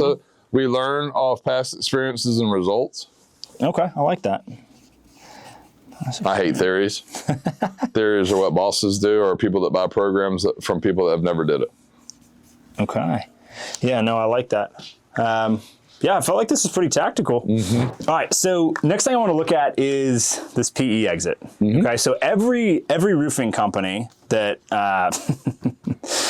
that is in the business is talking about getting to this point. I want to take it all the way back to wherever the foundation that you think we should, from a roofing owner, from roofing sales, and ownership in general. How do we back into a PE exit that actually sets an ownership up and actually sets a group up to get out of there and get what they want without having to sacrifice morals, sacrifice what they do on a day-to-day, sacrifice the money in the short run and long run to set their family up? Yeah. So, I mean, let's just talk about what number they need to be at where it's worth it. 10 million. 10 million or more? Yeah, 10 million or more with. Is that valuation? Yeah, I would say, that's total. Yeah, that's total. And I would say that needs to be no more than 2 owners at 10 million. So it's not gonna be worth it. So 2 people on the cap table? Yeah. And you might know more about this than me. Okay, so no more. No more, yeah. Nothing more than 2 at 10. I mean, you get up to, you can have 3 owners at 15 or up, So really, where it's worth it, right? Thinking about like a $5 million per new one owner. I would think so. I would, but 10 million. 50. But you want to be at 10 million, no matter if you're 1 owner, 2 owner, 3 owner, whatever. Up, it's not worth it under 10. Then they don't want you under 10. If it's one of those smaller firms who are tucking those 3 and 4, that's not going to be a good situation for you. And is this $10 million valuation, or you're running 10 million a year? 10 million a year. Okay, so we're not talking about this then. Yeah, and I'm not even real technical on some of this stuff. Yeah, that's okay. We're talking about 10 million revenue. Revenue, yeah, that's what I was talking about. Sorry. Annually. No, I mean, I made an assumption. All good. So 10 million a year annually. What does this take in roofs? Ooh, that's a good one. 10 million, your average roof is, you can probably do the math now. The average roof is 14 to 16,000, right? So call it 15K. Yeah. Can someone break out a calculator real quick? We call it 15K. A roof, and that's going to be all in, no supplementing. That's everything. That's everything. I would, yeah, 15K. Yeah, and I'm gonna be honest with you, they like all just where you're just doing roofs and that's it. Roofs only. Yeah, not windows and all that. Not gutters, not siding. I haven't seen none of them go. Really? So all exteriors, like more just roofing, just straight just up. roofing, just do roofs. Single trade. Yeah, just do roofs. Y'all didn't cross sell, upsell anything at all? Nothing. Not even gutters. What? Really? Yeah, nobody. None of the big ones did. Zero. Not the big ones that I'm friends with. Right, I mean, that's an insight I don't think most people know right there, what you just said. I think because most people would think you've got base, you've got the roof sitting here at 15, but then you've got gutters for 3, then you've got siding for 6. They'll probably let you get by with gutters. I didn't do gutters, and I know some of the big ones that I'm friends with, that I mentioned earlier, they do roofs. We just do roofs. Just do roofs and be real good at it and get it in that one day. Yeah. Okay, so 15K. Can you pull up that calculator? Can you go 10 million? Divided by 10 million divided by 15K? Yes. I'm just curious, rough math on how many roofs that is. Go around 500. multiply by 15K. 15,000, yeah. 666. Yeah, so I was gonna say 500. 600 what? Like 667. Okay, we're not going to go with the three sixes there. Yeah, so 500. So you got to think. I was gonna say 500. So 500 roofs, because a lot of them are gonna be $50,000, $40,000 nowadays. Okay. So anywhere. So somewhere between then today, right? Go 500 to like 500. Yeah, that's good. roofs. There you go. That's perfect numbers. That's going to be essentially. You got some like monsters in there, right? Yeah. Yep. So you've got some that are like 45. You've got some that are like 12. And I would say shingles only, residential. A lot Shingles. of shingles. Yeah, shingles Good, residential. better, best. We're doing single option. You want to be 80% shingles residential and 20% maybe commercial. No more than 20% commercial. Interesting. And the same thing with, I know that a bunch of retails got bottled up, but those are the ones that, are having a little bit more rougher time than the insurance roofs. So even if you're doing insurance roof, you don't want to do more than 20% retail. So less than or equal to 20% retail. Yeah. Okay. Can we volley on that a little bit? Why is that? Because re-roofs, and storm chasing, it's easier to collect the deductible than it is to get the wholesale and keep the volume high. Okay, so to hit 500 to 700, are you saying that people have to be less good at sales to just get deductible money? Yeah, or the opportunity is more, right? So if there's a big loss, a catastrophic loss, we have to do the roofs because they can't live without them. So think about it. Yeah. So PE now, event, you're in a in the last couple of years, PEs went more from the tech industry, right, and went to home services. And I'm talking about, when I say home services, people don't have to have swimming pools. People have to have garage doors. People don't have to have, jacuzzis. They have to have a roof. Yeah. They don't have to have hardscapes outside with cool interior, cool landscape design. They have to have something that covers the water. So whatever you have to have is where PE's at today. Okay, so $10 million annual revenue, and we're looking at that like about less than 1 or 2 people on ownership. And why is that? Is that more just? Well, I mean, they'll take you either way, but we would like to have.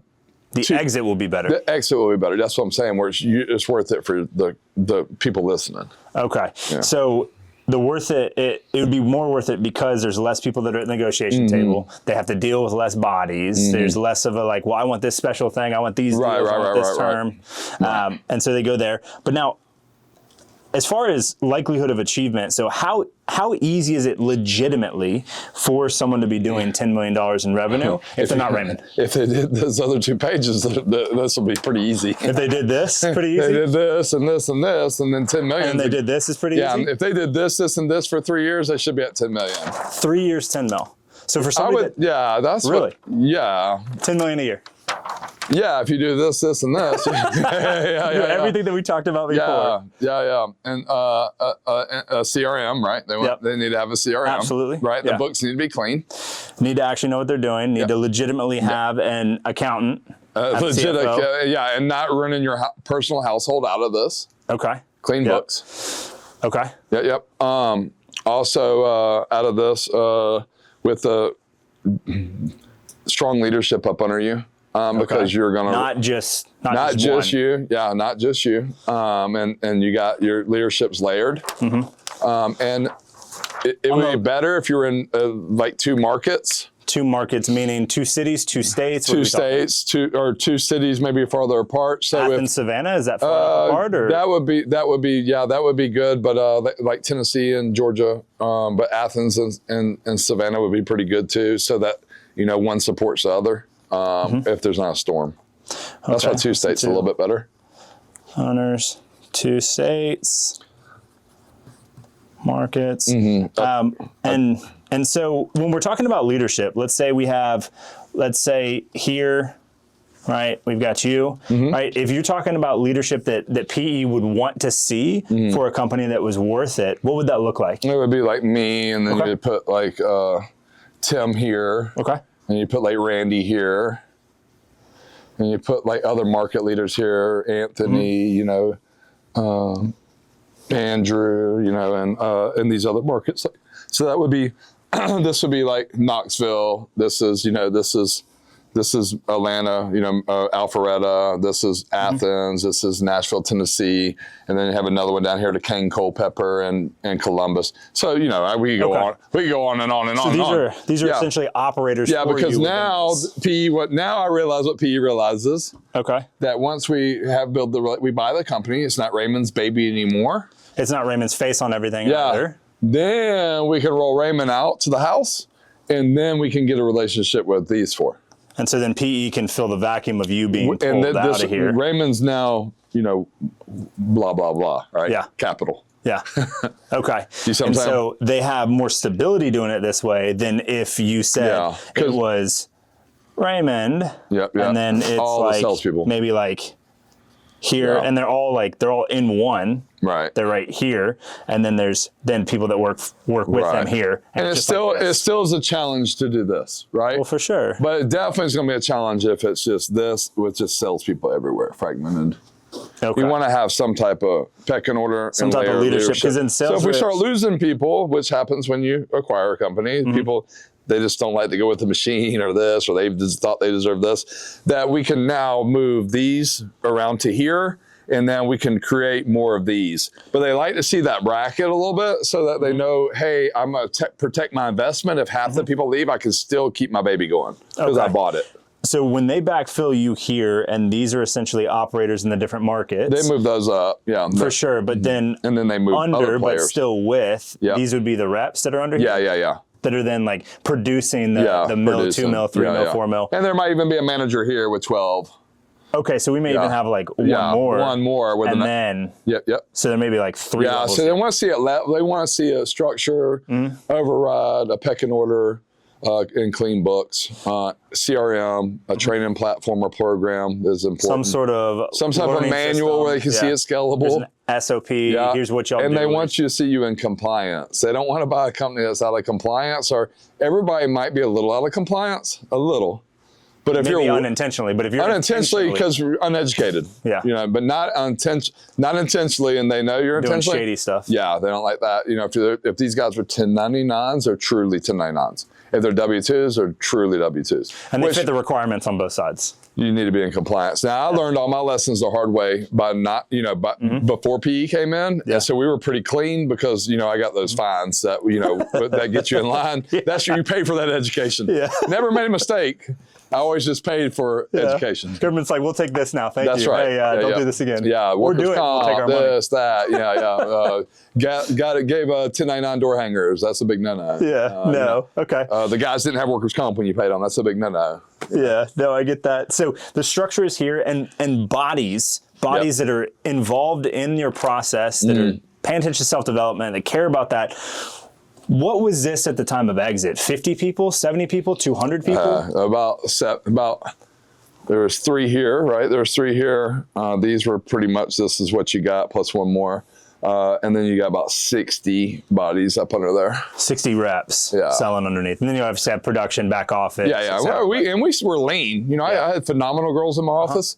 And Bobby, my production manager, they were ordering, to 50 million. I had 3 girls and one guy, and I'm still close to all of them today, and they ran up to 90 million. Yeah. If someone was at this minimum right here, this $10 million annual, about how many would you expect? Just 2? Just I don't one? like 12 people up under. I only want 12 people up under one person. Okay, so 12 to 1? 12 to 1, yeah. And that would be in essentially just one of these? Yeah. No, if I had more than 12, I need 2 of these, right? So there's 24 sales reps. I want to have 2 right here. Okay. So you'd have operator, then you'd have 2 leaders, and then 12 under each. Yeah. Every time we get past 12, we need one of those 12 need to turn into another leader. We can put 12 more up under them. So if we're looking at this, we'll just go R for you. We'll go Andrew, right? And let's say we have 24 reps in here. Yeah, there needs to be leader 1, leader 2. There'd be a J and an Evan. Okay. You see what I'm saying? And then 12 and 12. And then we'd have those 12. are real people. Yeah. Yeah. Heck yeah, because it's hard to and they still sell. They're still selling. Everybody's Well, it sounds like your whole daggum organization. We're always selling. Everyone's selling. We're selling. This person's selling too, making 7 sure days that a week too. yeah. Yeah. To make sure We're that. always selling, right? Because it's an ecosystem. Yeah, but if you didn't have these 4 and you were just that, you had 24 reps, this is how it would. Yeah, that would be a good 10. That's a good 10 million, right? Okay, 10 million here. Yeah, you got 500,000, really some $500,000 guys, got some $300,000 guys, we got some $1 million guys. And the only reason they got 500 and 300 is because they're not developed yet. Yeah, they're new. They're green. future $1 million producers. Yeah. Okay. And so.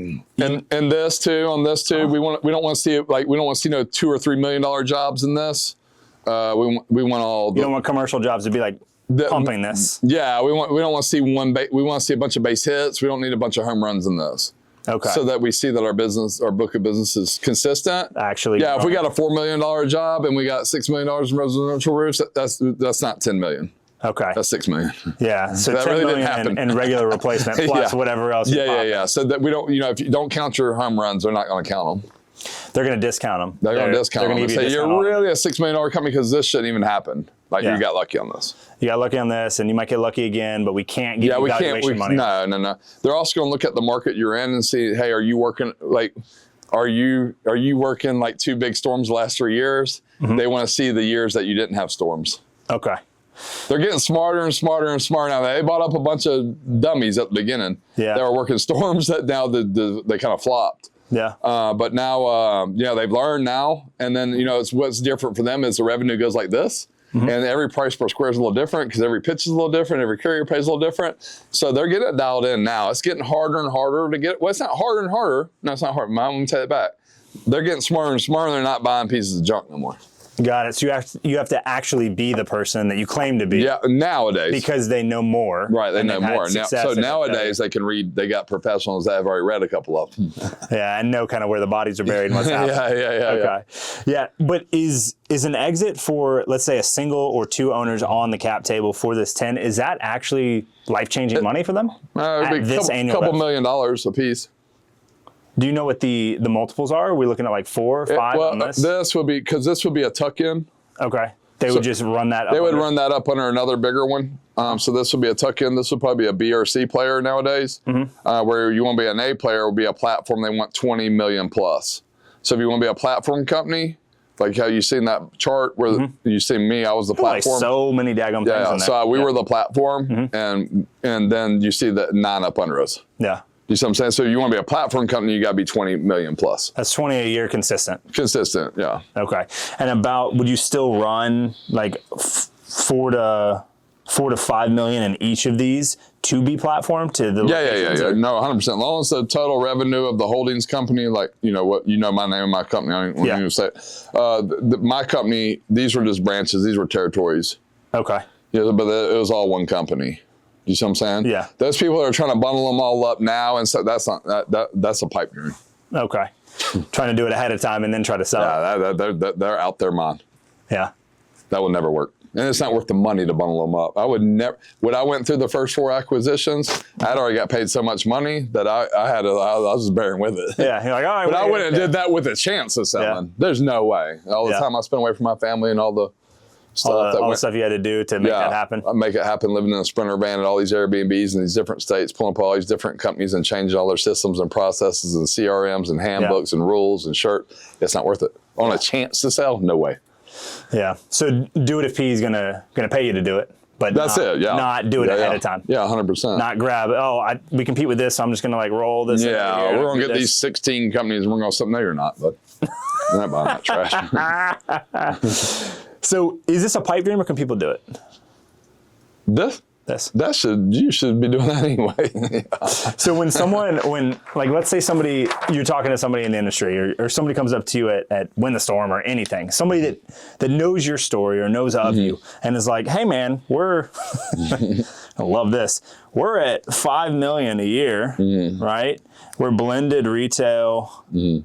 Oh, everything's right. Everything. And insurance. Yeah. Right? We don't do any commercial. We're only doing 20%. No, we only, all of it is res. Okay, all of it. For $5 million a year. Man, I really want the PE exit. Right? And I know I'm going to be 10 mil next year because my guys are amazing. What are you going to say to a company like What are this? you going to do different? You're going to do something different.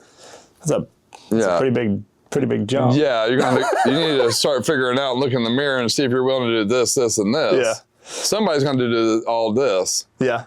The development of the people. Yeah, what are you going to do different in December that is going to make this, whatever the 5 went, the 5, you're going to do something different to get to this. It's not your guys are great. What about you? Yeah. That's why your guys are great. That's why you can't break this, the 5. Yeah. You see what I'm saying? No. You need to be great, and you'll get to the 10.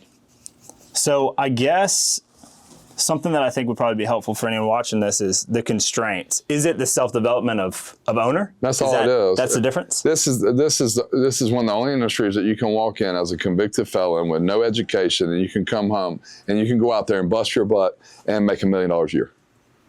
This is also the only industry that your revenue is off of how good you make your guys and girls, how much you personally develop your sales organization, because it is a kill what you eat. We are providing a service of recouping money that's already been paid into a institution, and eventually one day you're going to get it. So you're identifying the damage. But not only do you have to sell the homeowner to get on the roof, you have to sell the insurance carrier to pay for the roof. Once you get a scope of work in their hand, they send it to the homeowner. You got to resell the homeowner again. Yeah. And then you have to complete the project. Mm-hmm. Do you see what I'm saying? So it's it's not, we're not just selling. Multifaceted. There's many things going on. Many things going on, many sales, many moving components, big, huge construction job, all going down in one day usually. And you're not selling a car, a tangible asset and just here you go. You're having to win, sell the homeowner, sell the carrier, sell the homeowner again, and then complete a huge project in one day of tearing a 3,000 or 4,000 or 5,000 pound roof off a house and put one back all in the same day. Yeah. A lot of things going on. With labor nowadays in 2026, that's a whole nother 3-hour thing about labor in today's economy. Okay, so constraints are owner, self-development. We'll look at sales, dev, including the personal development. And then we'll also look at weather. Okay. For the CAD events. I don't care if it's retail or it's still off weather. Yeah, retail's still off weather. If you want them to do the process and come find you, or the roof blew off and they don't want to go through insurance and they want to pay you, it's still weather. Okay. I think retail's still based off weather, personally. What other constraints do we have here outside of those? Owner self-development, sales development. Yeah, weather. I mean, that owner self-development is a lot. I feel like this is the one that almost everyone is missing. What's the difference between a $1 million a year company and a $100 million a year company? Or let's don't even go that big. Let's just go a $30 million a year company. We're all knocking doors or running lead packs. We're all climbing the roofs. We're all identifying damage. We're all coming down and calling in the claim. And we're all, meeting the adjuster. It's education for the It's education for the owner. How to train his reps. It's building other leaders. Leaders build other leaders. Bosses just, dictate. Have people work for them. And work for them, not with them. But it all down comes to the owner because the process is the same. There's no skipping what I just said. Again, Still have to do it. Everybody has to do it. I don't care. There's no technology. I mean, can you buy leads? Yeah. Can you have a call center? Yeah. Can you knock doors? Yeah. But we all can. We're all privy to that information. Yeah, it's also, it seems like the things that you're talking about there, they're things that every single rep, no matter what, shape, color, name, age, creed you are, everyone's all doing that. You may have some tech that helps you go a little bit faster on this. Yeah. And that makes it more efficient. It makes it easier to go. Yeah. But you still, makes your homeowner, that'll get you a better review. You still have to do the same daggone process, regardless. So, I would say being organized with a CRM, right, with the right marketing company, spend the money in the right places for lead generation, whether it be call centers or door knocking programs inside your organization. I always like a little mix of the seller closer model and the door-to-door, raw door-to-door. But I also like leads. I love leads. I like lead generation. I like, even some guys at my company are lead babies and some are door-to-door. I like having everything. I like to be multifaceted so I don't get ever put in a corner and get handicapped. I like my guys to be able to do it all. No. So if digital's not working as well, We got to go to the doors, bud.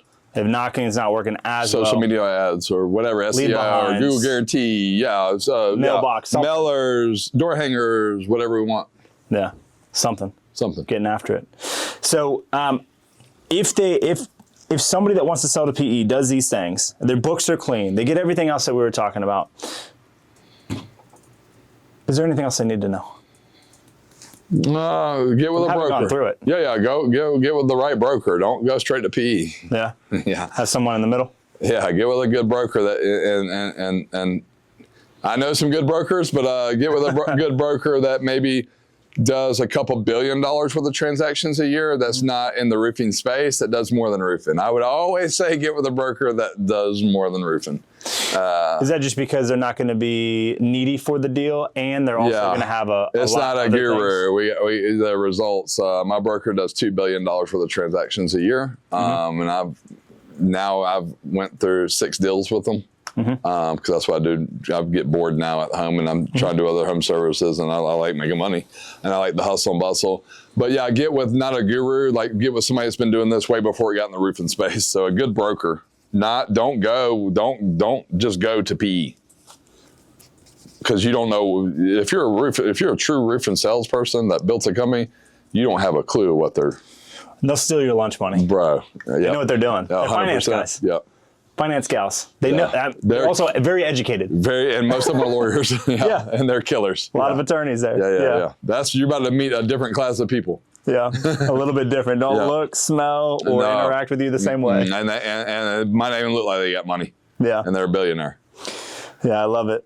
Well, cool. Well, I think this is very helpful and very tactical, and honestly, a different angle than I think people are thinking about PE. Oh, really? Yeah. I thought that was the standard. Nah, they're thinking on the PE side. They're like, well, I want this big A exit. I want all this money. I'll build a company that can get rolled up into something else.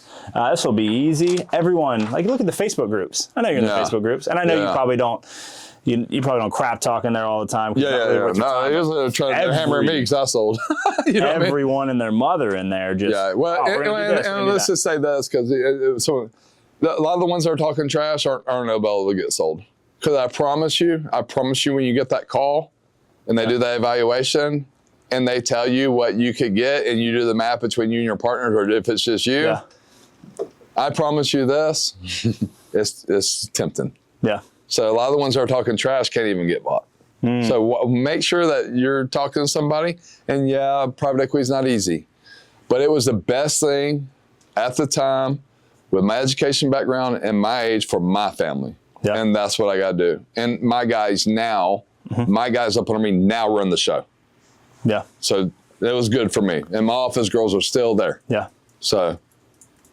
Yeah. So making sure you're doing business with someone that will respect how you 100%. And if you're not a platform company, that might not happen for you. Yeah. If you are a tuck-in. If you're a B or C player. You got to realize when you sell your baby, hey, if you go to sell your car right now, you can't tell the people what kind of wheels or what color to paint it next week. Yeah. It's not your baby no more.